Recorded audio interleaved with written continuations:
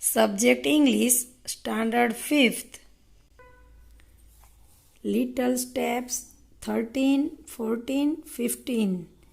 હવે આજે આપણે આ છેલ્લું લિટલ સ્ટેપ છે તે પૂરું કરવાનું છે. 13, 14 અને 15. એક્ટિવિટી 1, રાઇમ સાંભળો, દોહરાવો અને અભિનય કરી ગાઓ. હવે સરસ મજાની રાઇમ આપી છે. સૌ પ્રથમ આપણે તેને ગાઈશું. Sharing sweets. શેર એટલે વહેંચવું. શેરિંગ સ્વીટ્સ એટલે મીઠાઈઓ. મીઠાઈઓ વહેંચવી. હવે જો અહીંયા મીઠાઈઓ કેવી રીતે વહેંચે છે તેના માટેનું ગીત છે, તો આપણે ગાઈએ.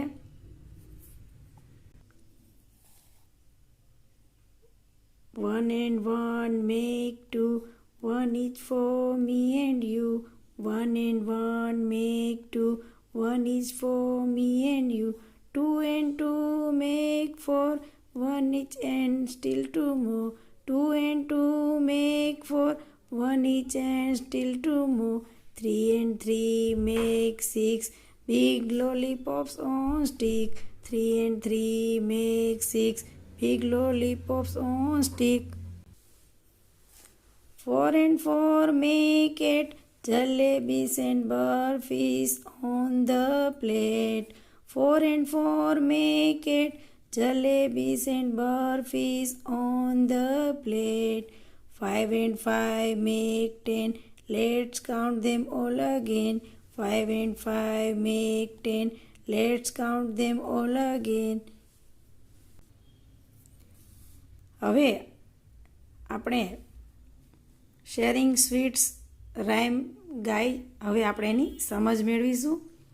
તો જો અહીંયા તમને અંકોના સ્પેલિંગ આવી જશે 1 થી 10, 1 to 10. હવે આપણે સમજ મેળવીએ. 1 and 1 make 2. મેક એટલે થાય છે, થવું અથવા બનવું. 1 અને 1 2 થાય છે. 1 each for me and you. each એટલે દરેક. એક છે એ દરેક મારા માટે છે અને એક તારા માટે છે. 2 and 2 make 4. 2 અને 2 4 થાય છે. 1 each and still 2 more. each એટલે દરેકને એક મળે અને સ્ટીલ હજુ પણ 2 more 2 વધે છે, 2 વધારે છે. 4માંથી દરેકને આપણે બંનેને એક એક મળે તો પણ 2 વધે છે. 3 and 3 make 6. 3 અને 3 6 થાય છે. Big lollipops on stick. Big lollipops એટલે એક જાતની પીપર જે સ્ટીક એટલે સળી ઉપર આવે છે. બિગ લોલીપોપ્સ છે તે સ્ટીક ઉપર છે. 4 and 4 make 8. 4 અને 4 8 થાય છે. Jalebis and barfis on the plate. જલેબીઓ અને બરફી ડીશ ઉપર છે. 5 and 5 make 10. 5 અને 5 10 થાય છે. લેટ્સ એ છે લેટસનું ટૂંકું રૂપ છે. લેટ્સ એટલે ચાલો આપણે, કાઉન્ટ એટલે ગણીએ, ધેમ એટલે તેઓને, ઓલ એટલે બધાને, અગેન એટલે ફરીથી. શું કહે છે કે ભાઈ ચાલો આપણે તે બધાને ફરીથી ગણીએ. આપેલા અંક માટે કાવ્યમાંથી યોગ્ય શબ્દ શોધીને લખો. કાવ્યમાં ન હોય તે શબ્દો તમારા શિક્ષક પાસેથી જાણો. હવે જો અહીંયા આપણે અંકોના સ્પેલિંગ લગભગ બધા આવી જાય છે. જે તમને ન મળે તે તમારા શિક્ષકની મદદથી લખવાના છે. તો જો પહેલું છે તો અહીંયા 1 લખેલો છે એટલે 1. તેનો સ્પેલિંગ છે ONE. 1 એટલે 1. 2 TWO 2 એટલે 2. 3 THREE 3 એટલે 3. 4 FOUR 4 એટલે 4. 5 FIVE 5 એટલે 5. 6 SIX 6 એટલે 6. 7 SEVEN 7 એટલે 7. 8 EIGST 8 એટલે 8. 9 NINE 9 એટલે 9. 10 TEN 10 એટલે 10. હવે તમને ઉદાહરણ પ્રમાણે તમારા પરિવારના સભ્યોના અથવા તો મિત્રોના મોબાઈલ નંબર લખવાના કીધા છે. જો ઉદાહરણ આપેલું છે 2834710645, તો એને તમારે આવી રીતે સ્પેલિંગ લખવાના છે તેના. તો અહીંયા 2 છે તો એનો સ્પેલિંગ લખવાનો છે 2, 8નો સ્પેલિંગ, 3નો સ્પેલિંગ, 4નો, 7નો, 1નો, 0, 6નો, 4નો ને 5નો. એવી રીતે તમારે તમારા ફેમિલીના મોબાઈલ નંબર લખી અને તેના આંકડા લખવાના છે. એક્ટિવિટી 2, ચિત્ર જુઓ, વાર્તા સાંભળો અને વાંચો. તો આપણે અગાઉ લીલી જે ન્યૂ પ્યુપિલ હતી એ ક્લાસમાં આવે છે અને ટીચર એને મિસ ગૌરી છે એના ટીચર હોય છે, ભણાવે છે એ લોકોને. તો એના વિશે આપણે અગાઉ એક વાર્તા જોઈ હતી અને અત્યારે ફરીથી એ લોકો પિકનિક ઉપર જવાના છે તે માટેની વાર્તા છે. The class goes four a picnic. Class એટલે વર્ગ, ગોઝ જાય છે, ફોર એટલે માટે, પિકનિક એટલે પ્રવાસ. તો વર્ગ છે પ્રવાસ માટે જાય છે. તો હવે વર્ગ છે પ્રવાસ માટે કઈ જગ્યાએ જાય છે અને ટીચર છે એ લોકોની વાત માને છે કે નહીં અને કેવી રીતે પ્રવાસમાં જાય છે તે આપણે જોઈએ. Let's go for a picnic. ચાલો આપણે પ્રવાસ માટે જઈએ. Yes we want to go for a picnic. તો બીજો સ્ટુડન્ટ કહે છે હા, વી એટલે અમે, વોન્ટ એટલે ઈચ્છીએ છીએ, ટુ ગો જવા, ફોર માટે, અ પિકનિક હા અમે પ્રવાસ જવા માટે ઈચ્છીએ છીએ. તો હવે આ બધાય વિદ્યાર્થીઓ છે ટીચરને કહે છે. તો હવે જો અહીંયા ફિશ છે તે કંઈક બોલે છે, can we go for a picnic please.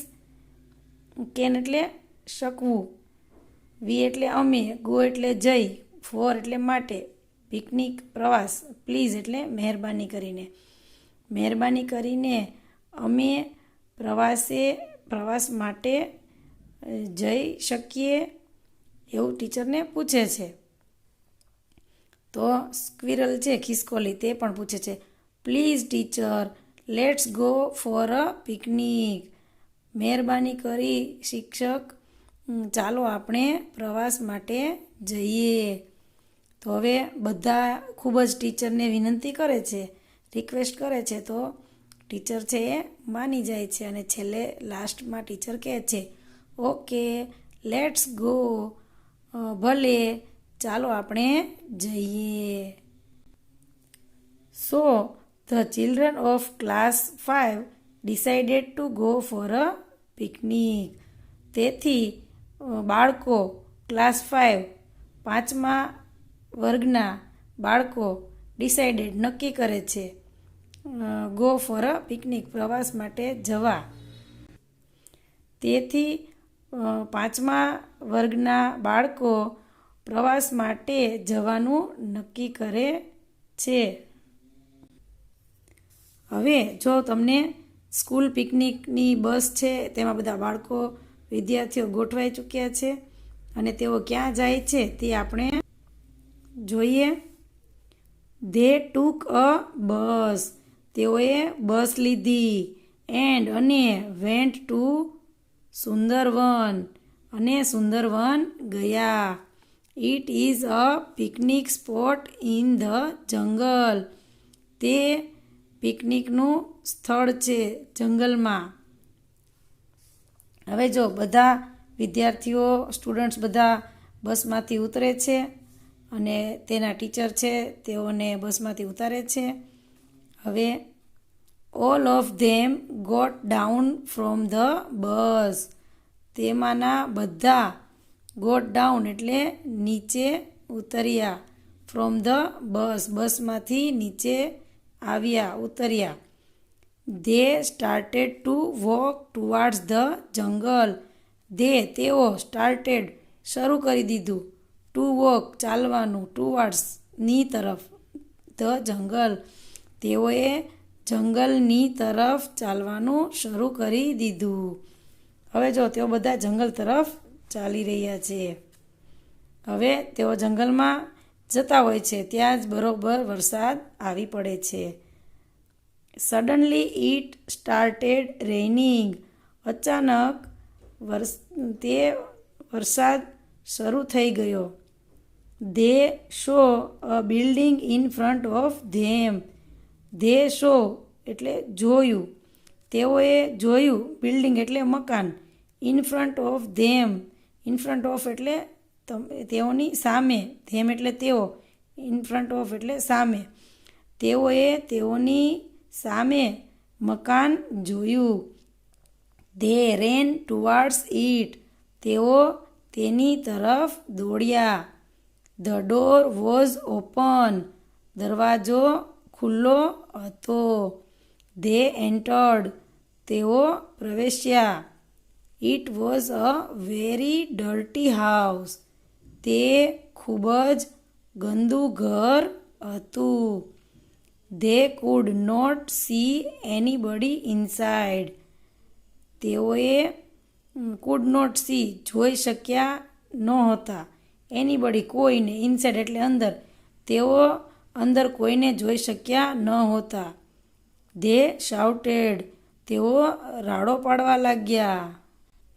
જો વરસાદ શરૂ છે અને તેઓને તેઓની સામે એક મકાન દેખાય છે અને તેઓ તેમાં કોઈને જોઈ શકતા નહોતા એટલે તેઓ બધા રાડો પાડવા લાગે છે. હવે તેઓ શું રાડો પાડે છે આપણે જોઈએ. હવે જો તેઓ એન્ટર થાય છે બિલ્ડિંગમાં અને પૂછે છે, હેલો એનીબડી ધેર. નમસ્તે, ત્યાં કોઈ છે? Hello anybody there. નમસ્તે, ત્યાં કોઈ છે? એવી રાડો પાડે છે જો. અને ઘર ખૂબ જ ગંદુ છે, તમને ચિત્રમાં જોઈ શકો છો. હવે અહીંયા એક બાળક બોલે છે, it's raining, can we stay here for some times. શું કહે છે? વરસાદ વરસી રહ્યો છે. Can we stay. સ્ટે એટલે રોકાવું.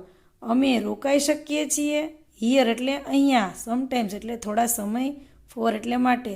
અમે થોડા સમય માટે અહીંયા રોકાઈ શકીએ છીએ.